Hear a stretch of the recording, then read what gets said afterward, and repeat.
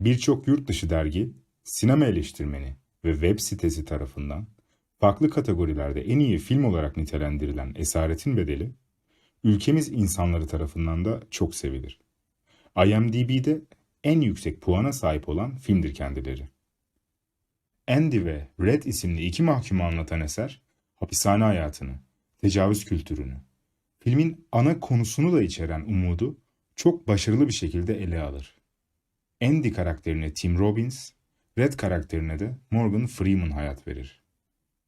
Bu videoda film hakkında daha fazla bilgi vermeye gerekli görmüyorum. Zira bir eleştirinin aksine aklınızı yerinden oynatacak bilgiler vermeliyim.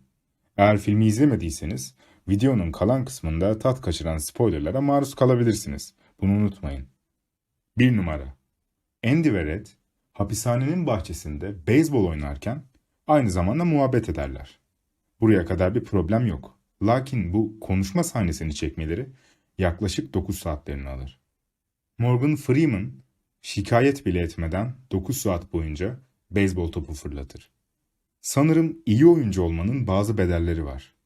Morgan'ın bedeli diğer gün çekimlere sakat bir kolla gelmek olmuş.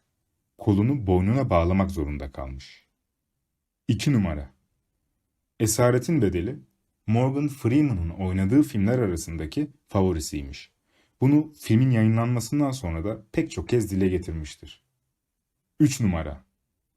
Yine aynı şekilde Stephen King de filmin kitaplarından uyarlanan en iyi birkaç filmden biri olduğunu düşünmüş. Ve kitabın uyarlanması için yalnızca $1000'cık göstermelik bir telif bedeli almıştır.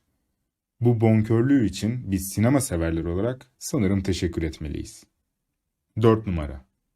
Yine videonun başında bahsettiğim gibi pek çok web sitesi eleştirmenlerin ve izleyicilerin onayını alan dünyanın en iyi filmlerinden biri olduğu düşünülen bu film Oscar ödüllerinde 7 dalda aday olmuştur.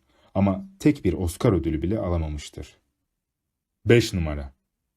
Film IMDb'de 2 milyon oy sayısını aşan ilk film olmuştur.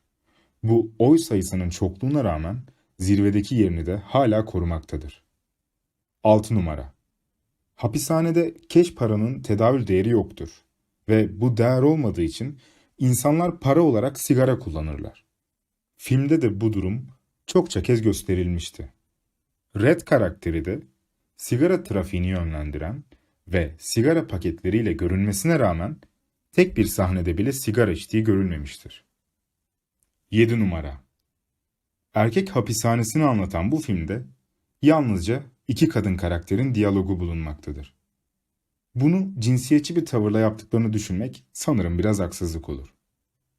8 numara.